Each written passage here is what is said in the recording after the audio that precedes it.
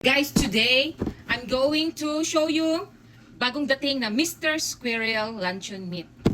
So, nakita ko siya, ang daming mga order. So, order din ako guys sa Shopee. Okay? Then, i-try natin siyang lutuin ngayon. So, anin pala yung in-order ko. Init na yung yung kawali. Lagyan natin ng mantika.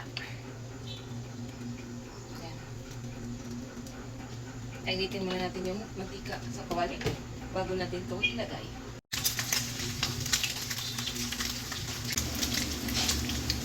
Ayan na siya guys! Luto na siya! Let's taste it together! Now we're going to taste it. So, naglagay ako ng hot ketchup. Let's try! I'm excited!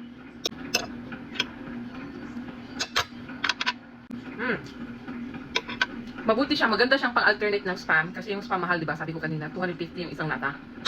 So, ito mga 72 pesos lang. Tapos, marami pa silang mga promo. Pwede na itong pang-baon ng mga anak nyo guys. Kaya, ano pang, order na kayo. Mr. Squirrel. At saka, pag sa gusto mong order, para hindi ma-fake, dumaan kayo sa link na i-share ko sa comment section. Okay? Thank you so much guys.